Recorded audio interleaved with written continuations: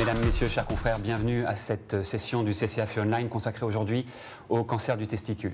Je vous rappelle que CCAF Online est un programme pédagogique lancé à l'initiative de l'Association française d'urologie et qui bénéficie du soutien institutionnel des laboratoires Janssen. Les experts du sous-groupe organo-externe qui sont réunis aujourd'hui autour de la table vous proposent une analyse commentée de 4 sujets, un focus sur 4 topics qui représentent des étapes successives de l'histoire naturelle des tumeurs germinales du testicule. Alors la lecture que vous pourrez faire de nos commentaires, de nos analyses, finalement ne doit pas se départir de 3 éléments fondamentaux qui font toute la singularité du cancer du testicule.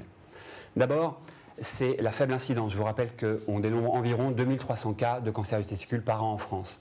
Et cette faible incidence a comme corollaire la rareté des événements cliniques et oncologiques que vous serez amenés à prendre en charge. Le deuxième point fondamental dans la prise en charge de ces cancers est l'âge des patients. Ils ont moins de 30 ans pour l'extrême majorité d'entre eux, ce qui finalement contractualise la stratégie thérapeutique que vous allez réaliser sur le très long terme, tant en termes d'efficacité qu'en termes d'effets secondaires et de suivi. Enfin, c'est une maladie qui est extrêmement curable.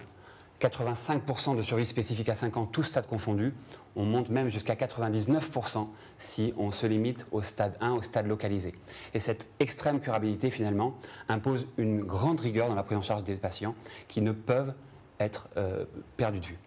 Alors, permettez-moi de vous présenter le panel d'experts qui est réuni autour de cette table aujourd'hui pour l'occasion. Je commencerai par le docteur Aude Fléchon, qui est oncologue médical au Centre de lutte contre le cancer Léon Bérard à Lyon. Le docteur Thibaut Murez, qui est urologue au CHU de Montpellier, et le professeur Pierre-Henri Savoie, qui est urologue à l'hôpital d'instruction des armées Sainte-Anne à Toulon, dans le sud. Avec qui je vous propose d'entrer directement dans le vif du sujet à propos du premier topic qui va concerner les microlithiases testiculaires. En effet, j'ai été confronté récemment à un jeune patient que vous pourriez rencontrer en consultation et il pourrait vous poser problème. Il s'agissait d'un homme de 28 ans qui venait consulter dans le cadre d'un bilan d'infertilité. Il était pour cela muni d'une échographie qui retrouvait 2 lésions hypoéchogènes de 9 et 4 mm, mais surtout des microcalcifications bilatérales qui sont le sujet que nous traitons en ce moment. Alors dans les suites, un bilan plus complet a été réalisé, il était relativement rassurant avec des marqueurs normaux notamment. Une orchidectomie a donc été réalisée du fait des 2 nodules. Ceci était en faveur d'un séminome pur, bifocal. Le patient, à la suite de cette chirurgie, a été classé PT1 et donc de stade 1. Le choix de la surveillance a été organisé et a été décidé lors de la réunion de concertation pluridisciplinaire. Vous avez ici la photographie de son échographie initiale avec les microcalcifications. Inévitablement, des questions sont venues à l'esprit du patient. Il me les a présentées et nous allons donc y répondre. Est-ce que ces calcifications sont dangereuses? Quel risque tumoral présentent-elles? Effectivement, merci Pierre-Henri. Moi, je trouve ce cas clinique très inquiétant. 2 tumeurs testiculaires, des microlithiases associées. Je trouve que le climat de présomption qui pèse sur ces microlithiases est important. Ce cas clinique est assez représentatif de ce qu'on peut voir passer. Donc, moi, je trouve que chacun des testicules de ce patient pose une question. D'abord, y a-t-il un lien de causalité direct entre ces tumeurs germinales, voire les néoplasies germinales tubulaires, et ces microlithiases? Et puis, l'autre question, au-delà de ça, est-ce que finalement il y a une surveillance particulière à apporter lorsqu'on rencontre ces microlithiases en dehors de tout contexte carcinologique? Est-ce que vous pouvez, Thibaut, nous éclairer sur ce point? Effectivement, ces microlithiases, y compris avec la littérature actuelle, il se pose encore énormément de questions. En partant du point de départ, tout ce que l'on sait, c'est que ce sont des concrétions d'hydroxyapatite que l'on va retrouver au sein des tubes séminifères lorsque l'on fait une analyse histologique avec une fibrose d'accompagnement autour de ces tubes. Cliniquement, il n'y a aucune traduction de ces concrétions d'hydroxyapatite et cela fait que le diagnostic est toujours fortuit avec la radiation et une échographie pour une raison ou pour une autre. Donc l'imagerie va être la clé du diagnostic de ces microlithiases, mais ce n'est pas n'importe quelle imagerie étant donné qu'elles ne sont pas visibles sur une IRM par exemple. En échographie, le diagnostic ce sera un foyer qui sera hyperéchogène, moins de 3 mm et sans cône d'ombre postérieure. À partir du moment où on a repéré ce type de foyer, on va se poser la question de la classification. Encore une fois, la classification est purement radiologique et au cours du temps, on a eu différentes définitions qui se sont faites avec des stadifications en plusieurs grades. Grade 1, 2, 3, c'était la classification initiale et historique et l'ESUR, l'an dernier en 2015, a publié des recommandations avec un changement de type de classification. La différence entre les deux est uniquement la façon dont les microlithiases sont comptées. Dans la classification historique, on les comptait par testicule en entier, ce qui posait le problème de devoir additionner plusieurs images. Actuellement, il est plutôt recommandé de les identifier sur un seul champ d'échographie avec un seuil A5 qui va permettre de faire des définitions de microlithiase limitée, classique ou diffuse. Partant de là, une fois qu'on a défini la microlithiase, on peut se poser la question de leur prévalence dans la population. Et dans la littérature, on a des chiffres qui sont très différents, qui vont de 0,8 à 20%. Pourquoi très différents? Pour plusieurs raisons. La tendance avec les machines d'échographie actuelles et les dernières séries qui se font sur des populations tout venant non symptomatiques va être une prévalence de l'ordre de 2 à 3%, maximum 6%. En pratique, on a identifié certaines situations cliniques ou pathologiques où l'on pourra avoir des prévalences qui vont être supérieures. Et ce qui va faire énormément varier tout cela, c'est d'une part la qualité de l'exhaustivité du compte-rendu du radiologue, le temps qu'il va passer à les compter, la qualité de son matériel. Il faut une sonde d'échographie qui fasse au moins 12 MHz, sont des sondes de haute fréquence. Et puis finalement aussi la population à laquelle on s'adresse, et ça que l'on va détailler par la suite. Dans cette population, si on regarde les séries qui ont été publiées, ce qui ressemble le plus à la population générale, ce sont des séries de populations militaires avec des volontaires sains qui vont avoir des échographies systématiques et qui, de fait, n'auront pas particulièrement de pathologie qui peut prédisposer aux microlithiases.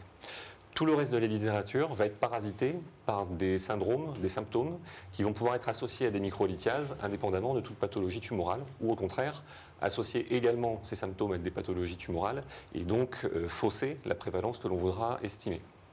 Dans la littérature, on retrouve notamment des problèmes d'infertilité et après des maladies syndromiques qui, elles, sont assez rares, le Klinefelter, la trisomie ou le McCune-Albright qui, dans sa définition, peut être associé à des tumeurs de l'ovaire, mais beaucoup plus rarement à des tumeurs testiculaires. Si on regarde de plus près ces séries, on va avoir certaines séries qui représentent des populations très importantes avec des microlithiases, mais dans lesquelles la prévalence, ou plutôt l'incidence des cancers va être assez faible. Sur le premier tableau, les deux premières lignes correspondent à des séries de patients militaires, ou plutôt des volontaires sains militaires, des séries très importantes, environ 2000 voire plus de 2000 patients, mais un taux de cancer très faible dans cette population de microlithiase, ce qui fait que l'analyse de la relation entre la microlithiase et le cancer est difficile. Troisième série que j'ai placée sur ce tableau, c'est une série aussi avec un effectif important de microlithiase, mais là on est dans une situation très différente, avec une population qui est symptomatique et qui va être référée vers un centre spécialisé dans les cancers de testicules pour analyser les images échographiques. De fait, on a beaucoup plus de cancers et des microlithiases qui sont très fréquemment présentes lorsqu'il y a un cancer. Par contre, lorsqu'il y a des microlithiases, on n'a que 6% de patients qui présentent des cancers. Si on se met plus en amont dans l'histoire de la maladie, on peut se poser la question de la néoplasie germinale intratubulaire en termes de lésions prédisposant ou précurseurs du cancer de testicule. Et là, dans les séries qu'on a à notre disposition, ce sont des séries de patients symptomatiques et les microlithiases sont beaucoup plus fréquentes chez les patients présentant cette néoplasie germinale intratubulaire que chez ceux ne la présentant pas. Si on se projette dans le suivi, la littérature est assez pauvre. On a des études qui ont un niveau de preuve assez faible, des patients très souvent symptomatiques, des populations faibles en nombre, des durées de suivi médian qui sont limitées, maximum 5 ans. Et dans cette population, la tumeur germinale étant déjà rare, on observe très peu d'événements. En plus, on a rarement une population contrôle qui permettrait de comparer la survenue de la tumeur germinale chez les patients avec des microlithiases par rapport à ceux équivalents qui n'ont pas de microlithiase. Et je pense notamment aux facteurs de risque habituels des tumeurs germinales. Alors Thibault, si je comprends bien, il n'est pas l'heure de faire entrer les microlithiases testiculaires dans les facteurs de risque des tumeurs germinales. J'y viens. On a les facteurs classiques de tumeurs germinales dans lesquels elles sont évoquées. Il y a ce syndrome de dysgénésie testiculaire qui est assez controversé dans sa définition et sa composition, avec des éléments qui sont inconstants, mais qui comprennent entre autres, ou peuvent entre autres comprendre, l'infertilité, les tumeurs germinales, les cryptorchidées, les hypospadias. On pourrait y intégrer les microlithiases, mais c'est controversé. À côté de ça, on a les facteurs classiques qui sont bien connus et bien documentés. Les antécédents, qu'ils soient personnels, c'est le cas ici, ou familial de tumeur germinale, avec un risque relatif qui va pouvoir aller jusqu'à 68 lorsqu'on a une concordance génétique qui est importante. En plus, les facteurs classiques comprennent la cryptorchidie, tout ce qui est antécédent de orchidopétie qui sous-entend une cryptorchidie ou un testicule ectopique, et l'atrophie qui est définie dans la littérature comme un volume inférieur à 12 ml. Une fois qu'on a posé ce constat-là, on peut se poser la question de notre patient qui a ces microlithiases, qui a déjà une tumeur germinale. Est-ce que l'on doit aller chercher ce qui se passe dans le testicule restant? Est-ce qu'il faut savoir? Donc, la pertinence de la biopsie, elle a été analysée dans la littérature uniquement chez des patients qui avaient déjà eu une tumeur germinale. Et dans cette population, on a remarqué que la néoplasie germinale intratubulaire était beaucoup plus fréquente s'il y avait des microlithiases que s'il n'y en avait pas.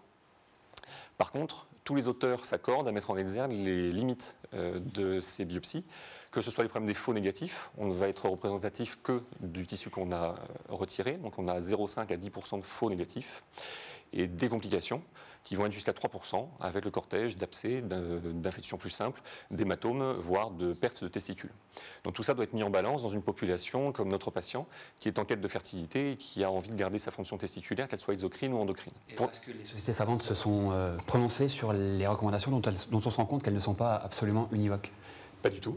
Du moins pas les sociétés savantes pour la cancérologie et pas pour les microlithiases chez les sociétés savantes qui s'occupent de la cancérologie.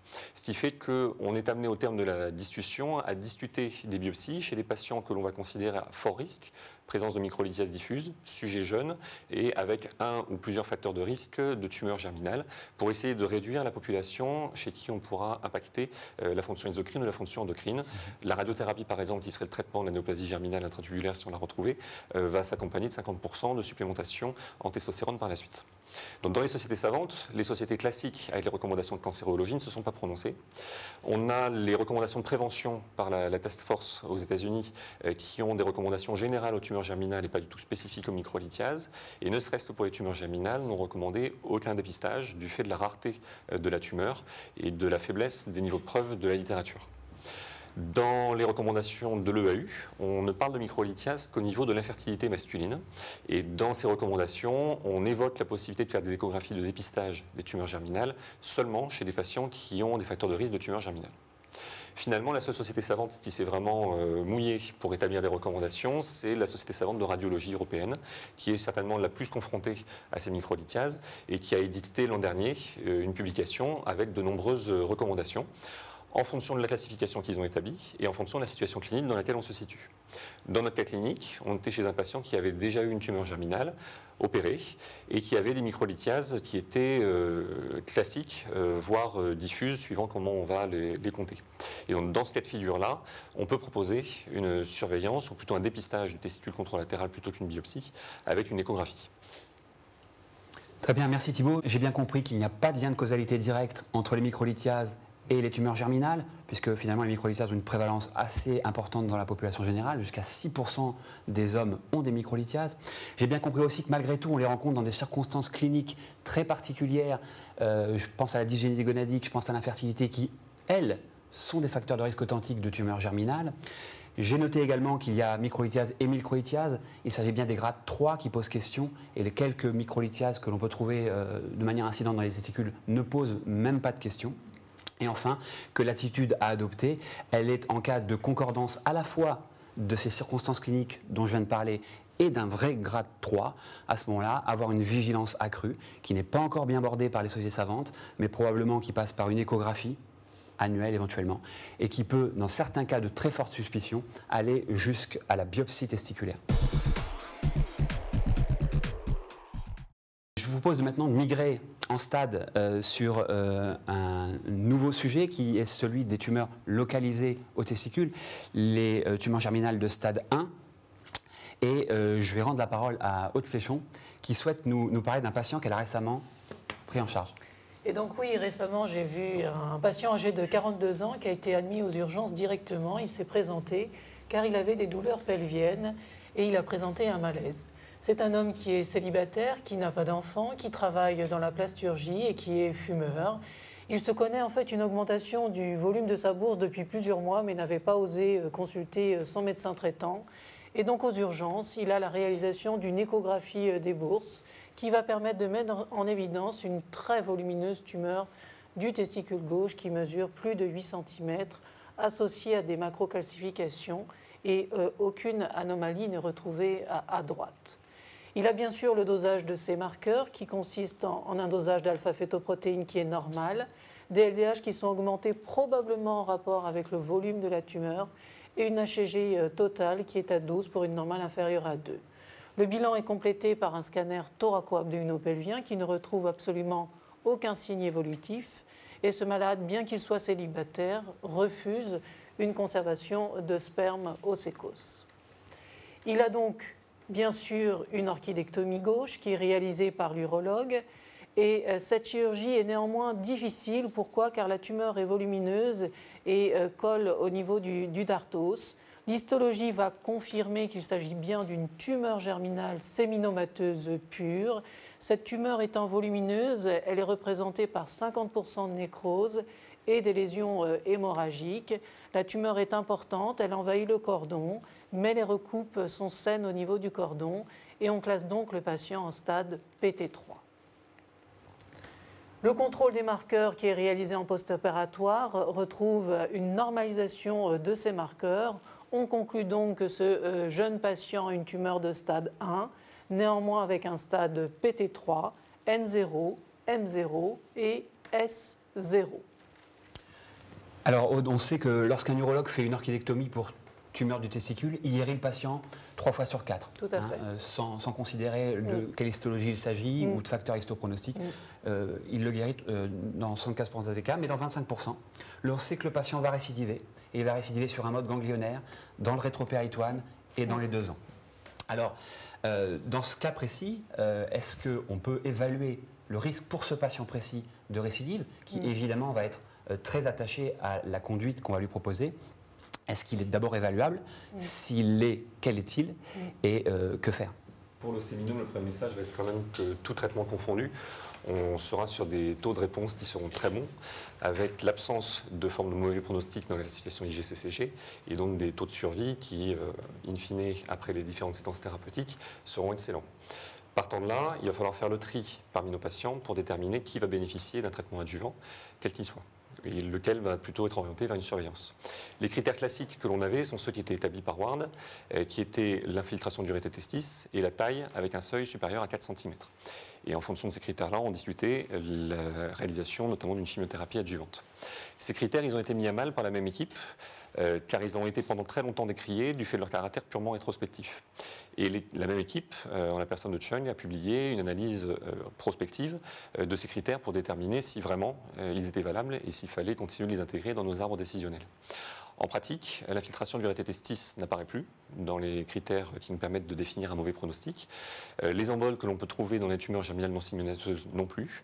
Et le seul facteur qui apparaît prédictif de la récidive va finalement être la taille tumorale.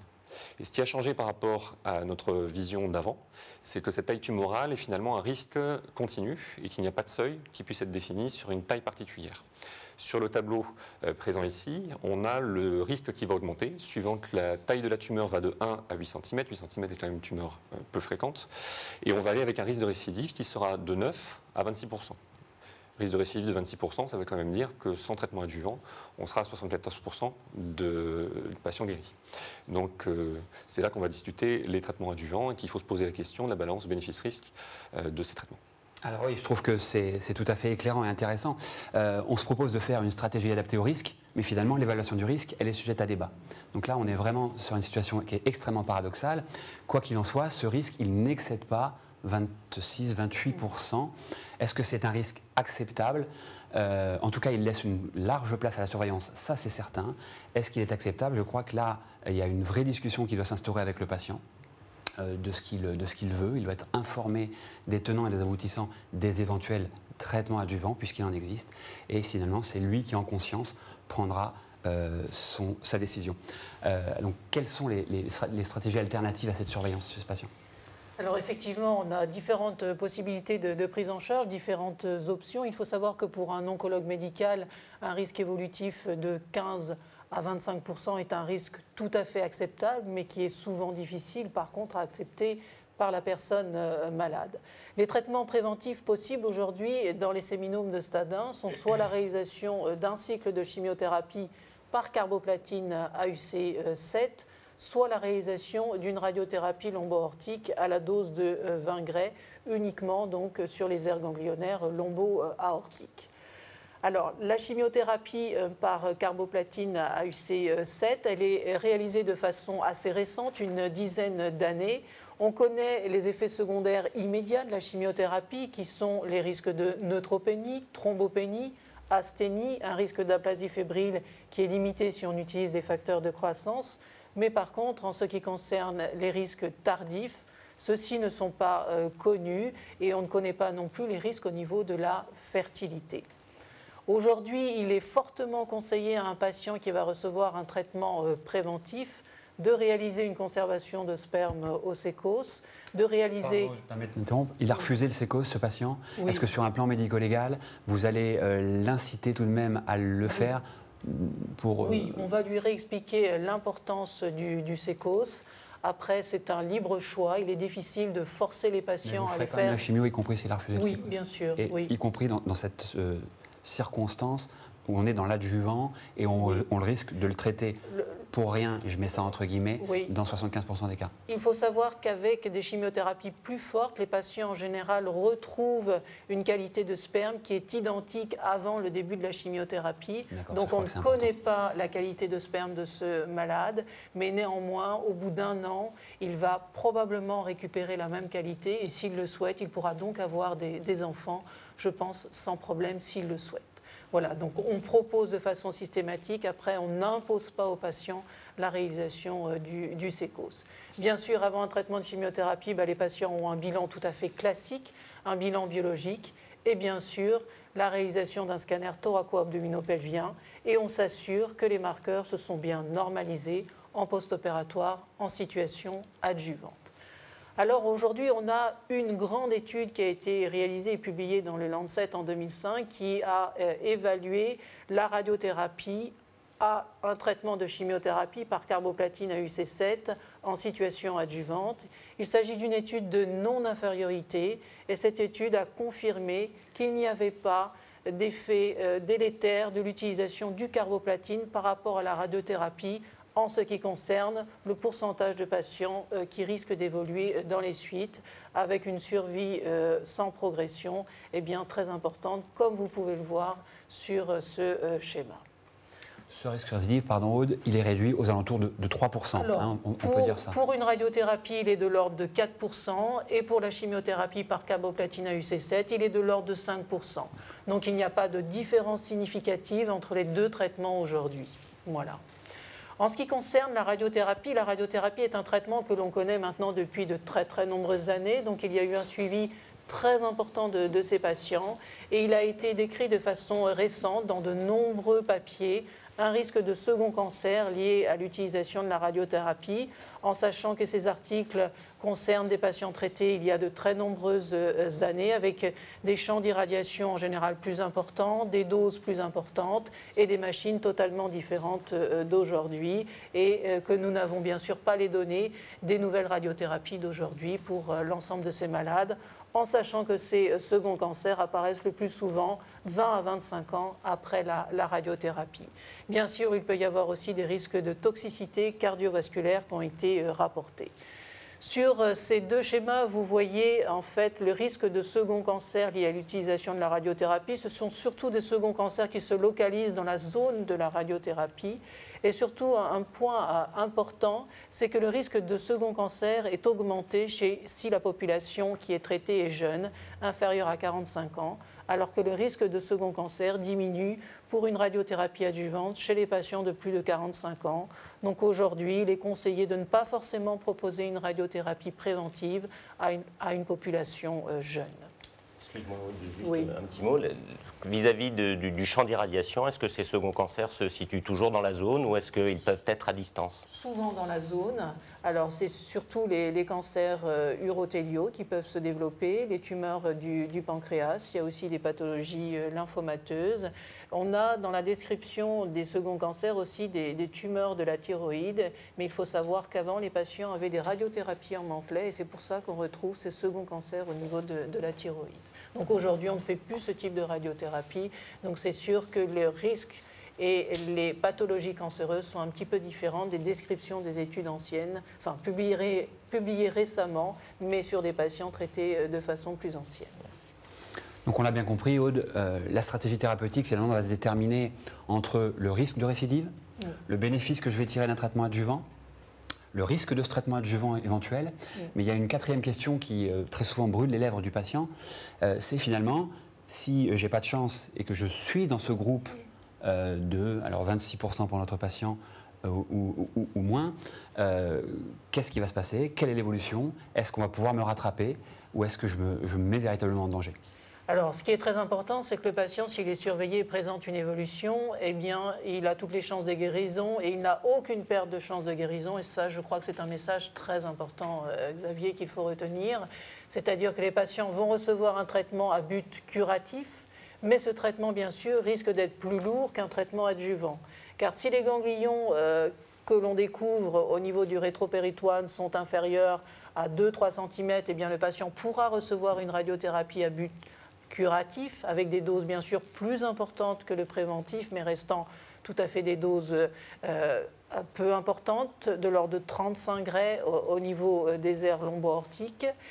Par contre, si les masses ganglionnaires sont supérieures à 3 cm, là, le patient va recevoir de la chimiothérapie avec 3 cycles d'un traitement beaucoup plus lourd qu'un traitement préventif comportant de la bléomycine, de l'étoposide et du cisplatine. Et bien sûr, il va avoir des toxicités plus importantes lors du traitement. Très bien, merci Aude. Pour ce résumé, donc sur le séminome de stade 1, on voit que le risque spontané de récidive après une orchidectomie, il varie entre 6% pour les plus faibles risques jusqu'à 28%, mais que l'évaluation de ce risque, finalement, aujourd'hui, elle est un petit peu sujette à débat, ce qui rend un petit peu plus difficile une stratégie adaptée au risque. Retenons simplement la taille, je crois qu'aujourd'hui on peut dire ça, la taille comme vraiment facteur de risque prépondérant en ce qui concerne le risque de récidive des séminomes de stade 1. Y compris dans les situations les plus à risque, on va encore mettre ça entre guillemets, finalement ce risque maximal il est à 26%, ce qui laisse de toutes les façons une très large place à la surveillance de ces patients qui seront éventuellement rattrapés s'ils sont bien surveillés. Alors l'alternative au traitement adjuvant pour les patients qui refusent de prendre ce risque, probablement aujourd'hui on peut dire que c'est la chimiothérapie par carboplatine qui est le traitement de choix, on l'a vu, qui est équivalent à la radiothérapie, qui a aussi une petite vertu dont on n'a pas parlé, c'est un petit peu incident, mais c'est de diminuer le risque de cancer contralatéral par un effet systémique de cette chimiothérapie. À la réserve, c'est une chimiothérapie qui est simple, vous l'avez dit, efficace, peu morbide en tout cas immédiatement, à la réserve simplement près des effets secondaires à long terme qui sont assez mal connus aujourd'hui. Voilà, le moment est venu de migrer vers un stade pathologique encore un petit peu plus avancé et d'aborder un versant plus oncologique de la prise en charge des tumeurs germinales du testicule, celle des cancers métastatiques. Alors, chers amis urologues, tendez bien l'oreille.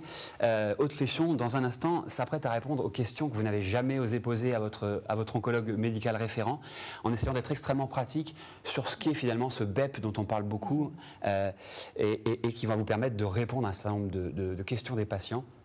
Mais avant, je vais demander à Thibaut de contextualiser ou à Pierre-Henri, pardon, de contextualiser cette problématique de la chimiothérapie. Je mentionnerai simplement qu'on est là dans les tumeurs germinales non séminomateuses et qu'on n'est plus dans les séminomes comme on l'a été pour le cas précédent de stade 1. Merci Xavier. Donc pour introduire ton propos, je voulais reprendre ce patient que j'ai vu récemment, qui est un jeune patient de 26 ans, informaticien. Il est à noter qu'il avait une petite fille de 18 mois déjà, il est tabagique et il se découvre à l'autopalpation pendant une toilette une induration du testicule droit qui conduit bien entendu à une échographie et de ce côté est confirmé un nodule hétérogène, hypoéchogène, suspect, de près de 3 cm, alors que le testicule contralatéral est normal. Les marqueurs, quant à eux, sont augmentés, comme nous allons le voir, sur l'alpha-fétoprotéine, alors que les autres marqueurs, et notamment ceux de l'inflammation avec les LDH, ne sont pas supérieurs au normal ici affiché. Le patient a donc subi une orchidectomie droite, qui a confirmé une tumeur germinale non séminomateuse. Pourquoi? Parce qu'associé au contingent séminomateux de près de 20%, eh bien, il y avait 80% de carcinome embryonnaire en faisant un stade PT1. Le patient a accepté, malgré sa petite fille, eh bien, un prélèvement ossicose avant l'orchidectomie, puis 2 après. Au total, 30 paillettes ont été prélevées. Le scanner du bilan d'extension révèle quant à lui un élément important. Il présente un ganglion interaorticocave de 28 mm. Notez qu'à l'issue de l'orchidectomie, l'alpha-pétoprotéine s'est presque normalisée à 10 jours de cette intervention. Alors, que faire chez ce malade? Il est déjà important de pouvoir classer sa tumeur et il faut utiliser la classification PTNM. Donc ce malade a une tumeur localisée au testicule sans embole vasculaire, il s'agit donc d'un stade PT1. Ensuite, il y a l'évolution à distance et l'évolution ganglionnaire. Ce malade a un ganglion supérieur à 2 cm, donc il est classé aujourd'hui N2 et il n'a pas de métastase à distance et donc un stade M0. Et une particularité importante dans les tumeurs germinales, c'est qu'on utilise le S qui correspond au dosage de marqueurs et en fonction du taux des marqueurs, les patients sont classés de S0 à S3 et ce malade est S1 en raison d'un taux de LDH inférieur à 1,5 fois la normale, d'une alpha-fétoprotéine peu élevée inférieure à 1000 et d'une HCG totale normale. Et permettez-moi d'ajouter autre, parce que c'est un grand malentendu dans le monde urologique, dans la communauté, il s'agit des marqueurs post-opératoires. Il s'agit des et marqueurs... en aucun cas de se contenter des marqueurs avant l'orchidectomie. Et je vais en parler. Effectivement, il s'agit des marqueurs que l'on dose juste avant de commencer la chimiothérapie, qui permet de classer le malade dans la classification internationale et qui permet de déterminer donc le nombre de cycles de chimiothérapie. La classification internationale est basée sur le site de la tumeur. Là, il s'agit de la tumeur primitive testiculaire. Il n'a pas de métastase à distance autre que ganglionnaire et il a des taux de marqueurs quasiment normaux. Il s'agit donc, selon la classification internationale de consensus, d'une tumeur de bon pronostic nécessitant de la chimiothérapie. Alors ce malade, avant de commencer le traitement, il va falloir faire un certain nombre d'examens. Bien sûr, le scanner thoraco-abdominopelvien, pas besoin d'examen supplémentaire, pas d'imagerie cérébrale car c'est une tumeur de bon pronostic. On réalise en général dans les 48 heures précédant le début de la chimiothérapie les marqueurs pour s'assurer qu'il n'y a pas d'augmentation et qu'il s'agit bien d'une tumeur de bon pronostic. Le patient a eu une conservation de spermocécose car la chimiothérapie peut diminuer la fertilité et avant sont demandées par les sécoses les sérologies HIV, hépatite B, hépatite C et la syphilis. Bien sûr, ce patient qui est fumeur, il doit avoir une épreuve fonctionnelle respiratoire, mais surtout avec le calcul de la DLCO qui déterminera ou non l'utilisation de la bléomycine et un bilan biologique classique. Le plus souvent, pour ces jeunes patients, on leur pose un système de perfusion, soit par PAC, soit par PICC line. Alors, en ce qui concerne la chimiothérapie, le traitement est standard. Il n'a pas évolué depuis 30 ans et permet des taux de guérison pour ces malades de l'ordre de 98%. Il associe 3 drogues, la bléomycine, le toposide, le cisplatine. Les cycles sont faits tous les 21 jours pour diminuer le risque de neutropénie fébrile. Eh bien, les patients reçoivent des facteurs de croissance. Il est fortement recommandé et demandé aux patients d'arrêter leur consommation tabagique, de conserver une hygiène de vie ainsi qu'une activité physique. Alors ce patient est informaticien, il va poser la question, si j'ai bien compris, je vais avoir 3 cycles toutes les 3 semaines, donc on a 9 semaines de traitement. Combien de temps dois-je prévoir la cessation de mon activité professionnelle? Dans quel état clinique je vais sortir de ces 9 semaines? Alors il faut savoir que les patients qui reçoivent ce traitement de chimiothérapie peuvent être fatigués plus ils reçoivent de cycles de chimiothérapie et qu'en général, pendant le temps de la chimiothérapie, leur proposer un arrêt de travail pour éviter de courir à la fois leur activité professionnelle et aussi de prendre le temps de se faire traiter. À l'issue de la chimiothérapie, il faut en général un bon mois, voire 2 mois avant de pouvoir reprendre une activité que l'on propose le plus souvent en mi-temps thérapeutique. Alors un point aussi important, c'est pourquoi fait-on 3 BEP et pas 2 et pourquoi pas 4 ? Eh bien parce que de nombreuses études ont été réalisées dans les années 90 sur le nombre de cycles de chimiothérapie adéquats à réaliser dans cette situation. Le BEP 3 cycles a été comparé à 4 BEP. Qu'est-ce que ça a montré ? Eh bien que 4 BEP était plus toxique et pas plus efficace. On a diminué le nombre de cycles et comparé 3 BEP à 3 EP en enlevant la bléomycine. Eh bien, on s'aperçoit que 3 EP est moins bien que 3 BEP. On a raccourci la chimiothérapie sur 3 jours et là, qu'est-ce que l'on observe? Que les résultats sont les mêmes, mais que les patients ont une toxicité plus importante à la fois auditive et neurologique, ce qui conduit à réaliser le traitement sur 5 jours. Et dans ces conditions, il est important que les patients reçoivent bien 3 cycles de BEP Un point important, le carboplatine a montré qu'il était inférieur à l'utilisation du cisplatine et il est fortement contre-indiqué chez ces malades d'utiliser du carboplatine. En ce qui concerne la bléomycine, un petit point particulier, car c'est une drogue qui peut entraîner un certain nombre d'effets secondaires, à la fois toxiques au niveau cutané, au niveau pulmonaire. Et comme je vous l'ai dit tout à l'heure, il est important que les patients arrêtent leur consommation tabagique durant cette période. Et il est contre-indiqué en général d'utiliser la bléomycine si la DLCO est inférieure à 65% ou si elle baisse durant le traitement de plus de 25%. Dans ce cas-là, est-ce qu'on a une alternative? Oui, l'alternative est d'enlever la bléomycine et de rajouter un cycle de l'association étoposide-cisplatine pour obtenir donc 4 cycles de chimiothérapie. Quel suivi et quels conseils durant la chimiothérapie? Eh bien, je pense que ces malades doivent continuer à avoir une activité de marche, continuer à avoir une vie la plus normale possible durant les intercures de chimiothérapie. Ils doivent avoir une surveillance, bien sûr, biologique, à la fois numération et de la fonction rénale, car le cisplatine peut avoir une toxicité rénale. Ils ont des traitements au domicile pour éviter les effets secondaires. Un point important, il est demandé aux patients avec leur conjointe ou leur compagne d'avoir un moyen de contraception d'une durée de 1 an à partir du moment où ils commencent leur chimiothérapie et bien sûr de continuer une activité physique, d'éviter... Pour quelle raison? Il y a un effet tératogène éventuellement Alors, chez l'homme, ça n'a jamais été démontré, mais il a été démontré chez les rats qu'il y avait effectivement des malformations. Cela n'a jamais été démontré, mais on demande aux patients de prendre des précautions et ce sont des recommandations internationales d'avoir cette durée minimale d'1 an. Voilà. Il faut savoir que la qualité du sperme est très altérée par la chimiothérapie, qu'il faut un certain nombre de mois avant que la qualité redevienne comme elle était avant le début de la chimiothérapie. Quels sont les effets secondaires immédiats de la chimiothérapie? Ce sont des choses assez classiques. C'est une alopécie qui survient au bout de 15 jours et complète dès le 2e cycle. Les cheveux repoussent bien sûr après. Ils peuvent être nauséeux, rarement des vomissements. On en a parlé, la neutropénie, la thrombopénie, un risque d'aplasie fébrile. Rarement une neuropathie périphérique pour 3 cycles, mais c'est vrai qu'après 4 cycles, on observe un peu plus de neuropathie périphérique. Comment cela se manifeste? Par des picotements au niveau des pieds, au niveau des mains. Il peut y avoir aussi une toxicité au niveau du nerf auditif avec des acouphènes.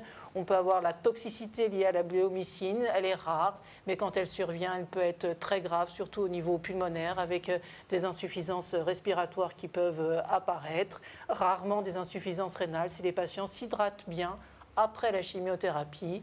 Et il ne faut pas oublier que ça reste des drogues, c'est toxique, et que la chimiothérapie peut entraîner une mortalité qui est de l'ordre quand même inférieur à peu près à 1%. Et donc c'est important de bien suivre ces patients durant leur traitement. Quel bilan de fin de chimiothérapie? Tout simplement de les revoir en consultation avec bien sûr un nouveau scanner thoraco-abdominopelvien, un bilan biologique et le dosage des marqueurs pour assurer la suite de la prise en charge. Cette consultation se fait dans les 3 à 4 semaines qui suivent la fin du traitement.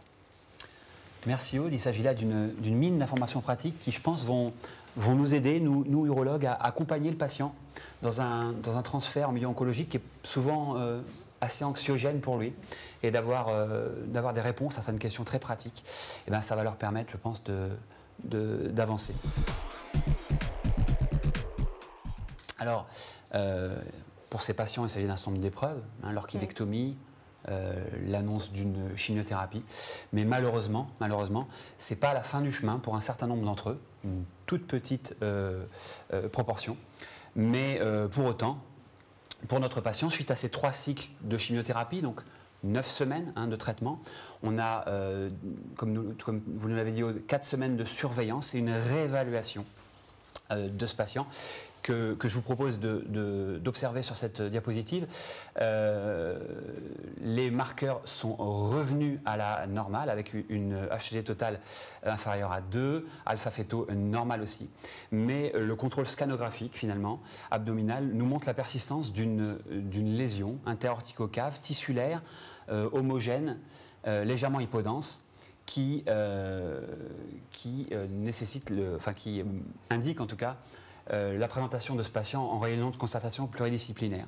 Le cas est présenté et très rapidement, le comité conclut à la nécessité de réaliser un curage rétropéritonéale chez ce patient. Pierre-Henri, est-ce que vous pouvez nous dire si, à votre sens, cette décision du comité est licite, pertinente, et de nous l'expliquer le cas échéant? Alors, en effet, pourquoi ou comment interpréter tout du moins cette adénopathie et pourquoi proposer un geste aussi invasif qu'un curage rétropéritonéal? Eh bien, il est relativement facile de comprendre qu'en fonction de la nature histologique de la masse résiduelle, nous n'aurons pas le pronostic. Et bien entendu, s'il s'agit de fibrose ou de nécrose, nous aurons une survie relativement élevée, proche de 100%.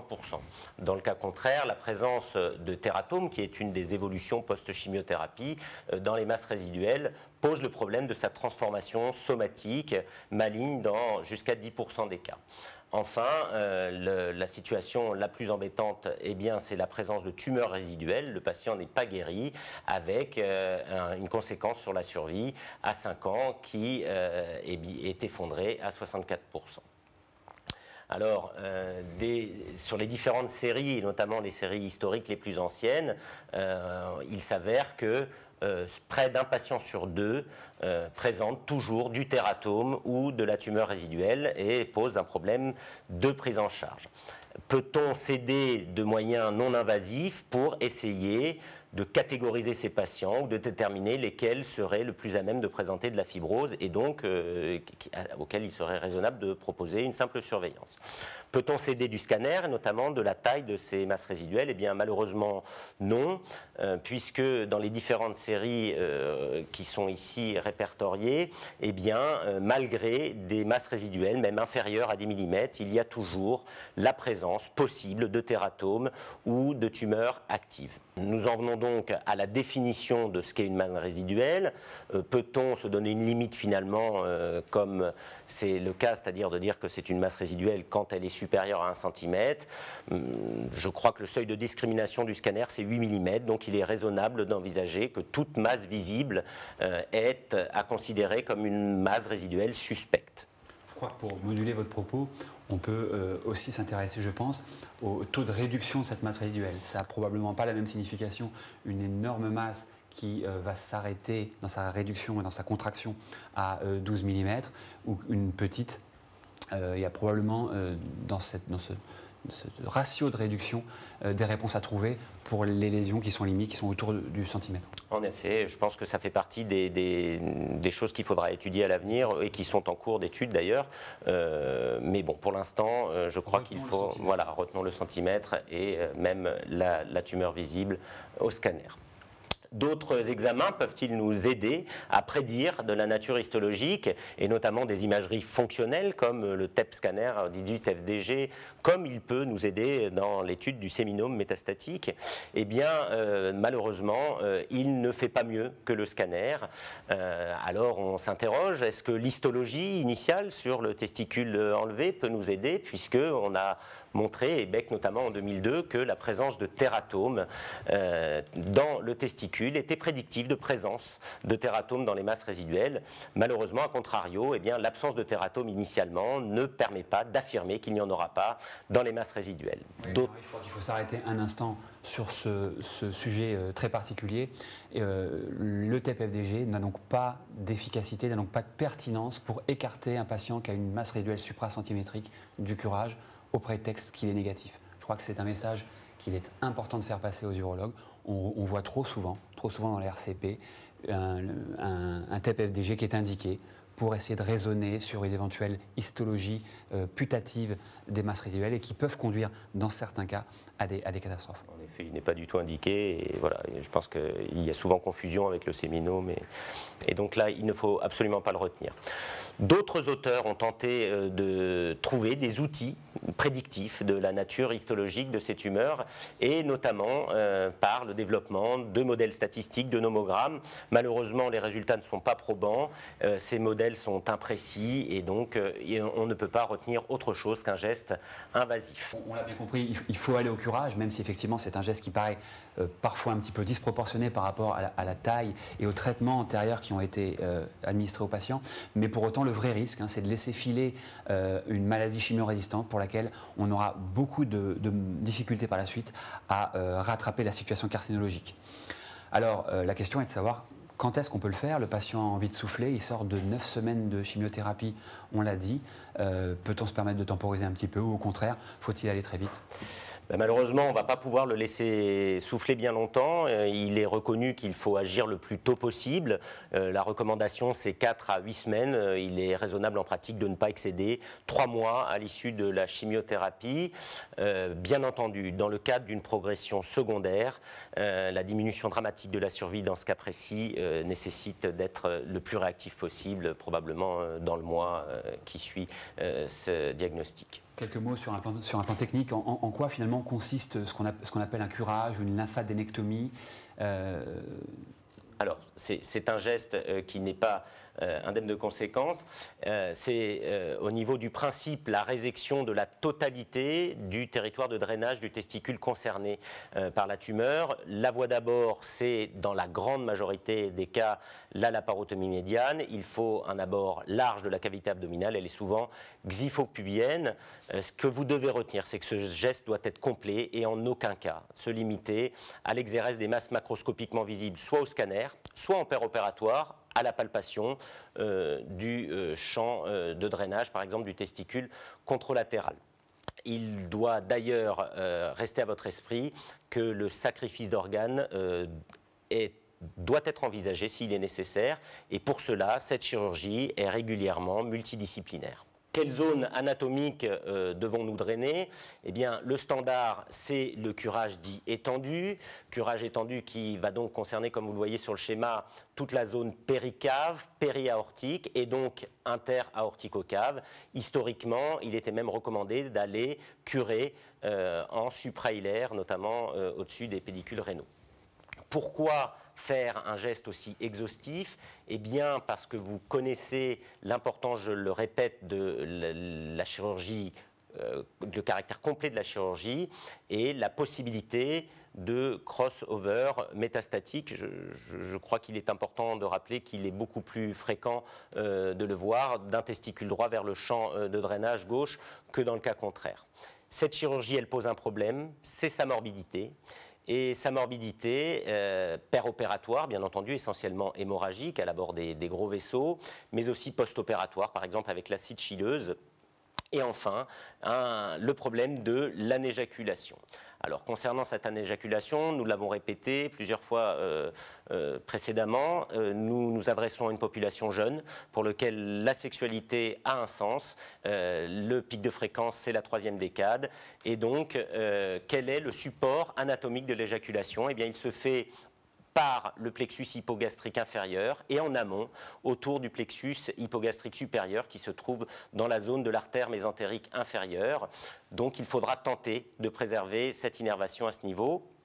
De plus, la conservation unilatérale des structures a montré qu'elle permettait de conserver 85% d'éjaculation antégrade et il faudra donc s'attacher à tenter de sélectionner les patients pouvant bénéficier de cette conservation unilatérale. C'est quand même une chirurgie dont il faut dire qu'elle est extrêmement difficile. La reconnaissance de ces rameaux nerveux afférents qui courent sur les bords latéraux du rachis et qui viennent alimenter ce fameux plexus hypogastrique supérieur qui borde l'ostium de l'artère mésentérique inférieure, c'est une chirurgie, alors là pour le coup vraiment d'hyper expert et raison pour laquelle une politique de réduction des territoires de curage dont vous allez maintenant nous parler, a été préféré au nerve sparring, pour employer un anglicisme usuel, avec le territoire bilatéral complet. C'est tout à fait ça. Donc, dans le début des années 90, c'est d'abord sur des analyses rétrospectives qu'on a tenté de démontrer qu'on avait une efficacité carcinologique de ce type de geste. Et puis, secondairement, avec l'apport de l'extemporané, on a confirmé la validité carcinologique de cette réduction de territoire. Enfin, plus récemment, eh bien, Bake a montré et validé la possibilité de réduction des zones de curage pour aboutir à cette publication d'Heidenreich en 2009 avec ces fameux critères de sélection des patients qui peuvent être orientés vers un hémicurage, c'est-à-dire des masses résiduelles inférieures à 5 cm dans le territoire homolatéral au testicule initialement atteint, que ce soit, comme je le disais tout à l'heure, sur le scanner, mais aussi sur la constatation péropératoire. Et enfin, pas d'atteinte de l'espace inter-aorticocave qui exposerait à trop de risques de crossing over. Dans ce cas-là, le territoire unilatéral modifié est validé. La morbidité périopératoire en est diminuée et l'éjaculation antégrade à ce prix est généralement préservée. Donc, en termes pratiques, pour ce patient qui présentait une tumeur germinale non séminomateuse du testicule droit, vous retiendrez de ce schéma, eh bien, l'exérèse du pédicule spermatique dans sa totalité depuis l'orifice inguinal superficiel, mais aussi le curage latérocave. Et vous notez la préservation du curage pré-aortique au-dessous de l'artère mésentérique inférieure. Par ailleurs, ce curage pré-aortique doit se faire jusqu'au niveau du pédicule rénal gauche pour être validé. Si tu veux bien revenir sur la diapositive précédente, je crois qu'il y a un critère, pour le coup, un critère de qualité qui est essentiel dans ces curages, c'est de voir reluire le ligament vertébral commun antérieur, que l'on devine parfaitement sur cette diapositive entre la veine cave à droite et l'aorte à gauche. On voit ce ligament. Il doit y avoir un évidement absolument complet de cet espace interartico-cave sur ces tumeurs droites. C'est vraiment, à mon sens, le critère de qualité du curage. C'est vrai que c'est une petite astuce à transmettre aux plus jeunes, c'est qu'en effet, pour que le curage soit exhaustif à ce niveau, voir le ligament vertébral antérieur est un critère capital. Cette avant-dernière diapositive pour vous rappeler que le curage, il doit aussi être rétrocave pour être exhaustif. Et pour cela, n'hésitez pas à aller sacrifier les veines lombaires que l'on voit ici parfaitement préservées et vous montrer à travers l'image de droite eh bien, l'importance de la mobilisation cave pour être sûr de l'efficacité de notre geste. Les photos sont magnifiques sur le plan anatomique, c'est superbe. Il y a quand même pas mal de situations. On se retrouve dans des tissus qui sont beaucoup moins accueillants. Tout à fait. Il faut savoir se faire entourer si nécessaire pour des reconstructions vasculaires ou du moins continuer de retirer un territoire anatomique et pas ce qui vient.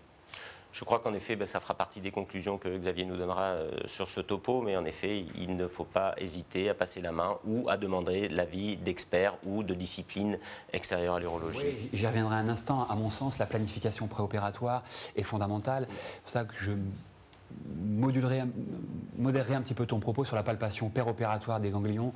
Il me semble qu'aujourd'hui, en 2016, lorsqu'on étudie son scanner avec tout le sérieux qui s'impose, voire qu'on complète avec une IRM, il est quand même bien rare qu'on découvre en péropératoire des masses macroscopiquement palpables.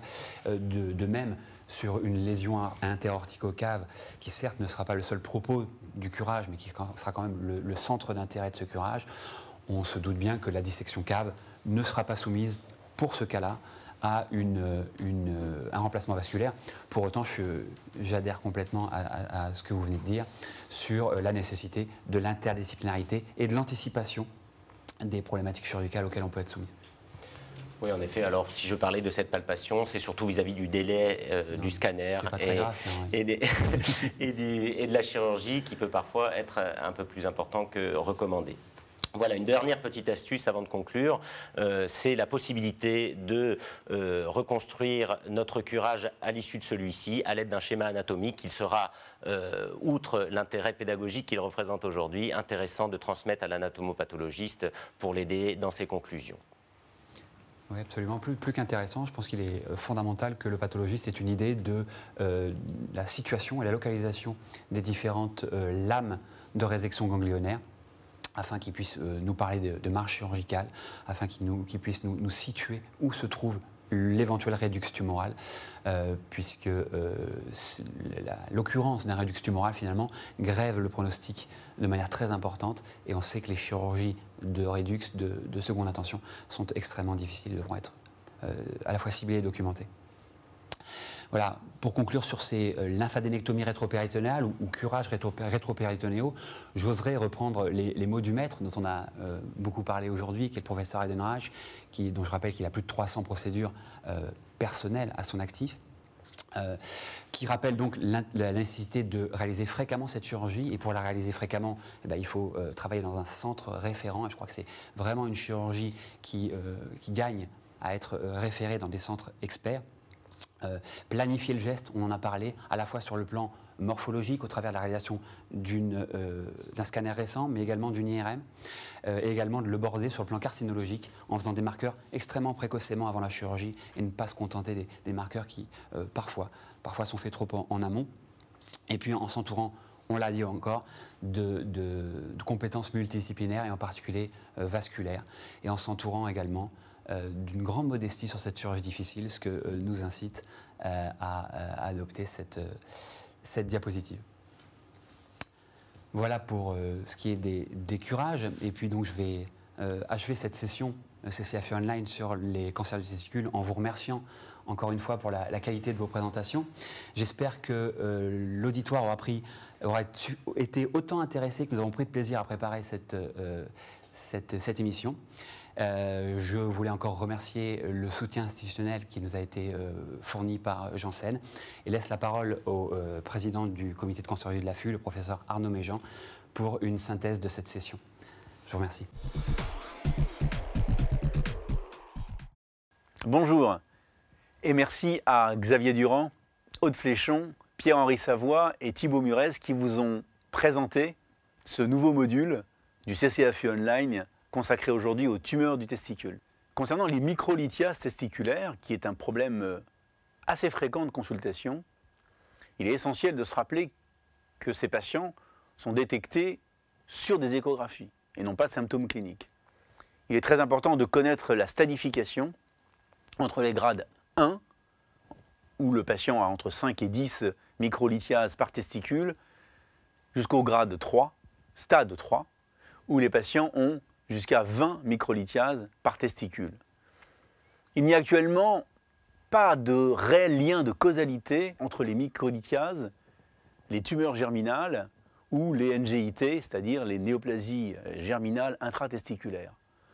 La prévalence est pourtant de 6% dans la population générale. Ce qu'on sait, c'est qu'il y a une plus forte incidence des microlithiases dans des situations cliniques à risque, comme l'infertilité par exemple, le syndrome de dysgénésie gonadique. La distinction est nécessaire dans les grades, et seul le grade 3 pose problème.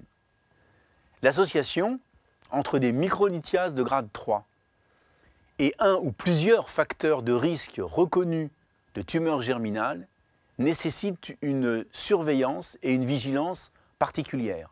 Faut-il faire une échographie annuelle? Certainement une autopalpation. Faut-il faire une biopsie? C'est actuellement sujet à débat. En ce qui concerne les séminomes de stade 1, vous avez vu qu'après orchidectomie, le risque de récidive varie dans la littérature entre 6 et 28%.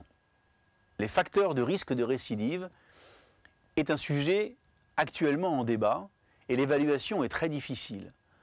La taille tumorale initiale est probablement essentielle et il faut retenir le chiffre de 8 cm. Qu'en est-il en revanche de l'infiltration du rété-testis ou la présence d'emboles? C'est actuellement difficile d'en connaître exactement la place. Quoi qu'il en soit, chez ces patients ayant un séminome de stade 1, il y a une large place à la surveillance quand les patients s'y prêtent, des patients dont on est sûr qu'ils vont revenir en consultation et qu'ils vont se prêter aux marqueurs tumoraux et aux scanners. L'alternative à la surveillance est la chimiothérapie par un cycle de carboplatine dont on connaît l'efficacité avec des récidives inférieures à 3%, qui est simple et qui est peu toxique, en tout cas immédiatement. La toxicité à long terme n'est pas connue actuellement.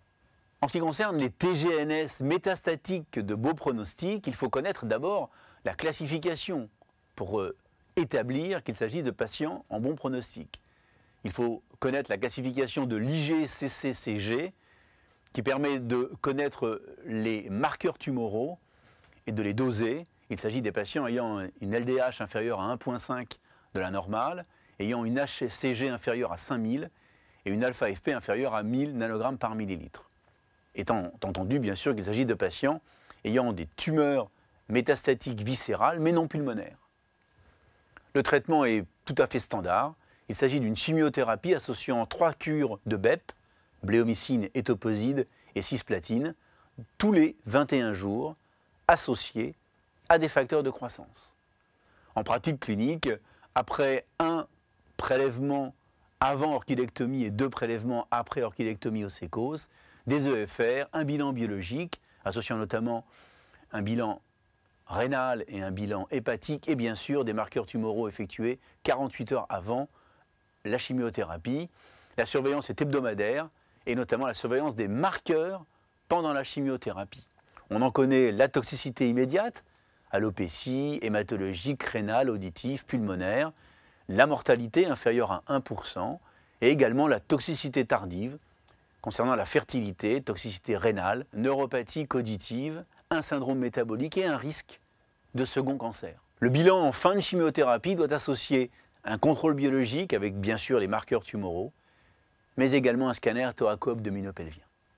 En ce qui concerne le curage des masses résiduelles des TGNS métastatiques post-chimiothérapie, elle est essentielle car elle permet d'établir le diagnostic histologique pour distinguer les masses résiduelles en rapport avec une fibrose, un tératome ou une tumeur germinale active.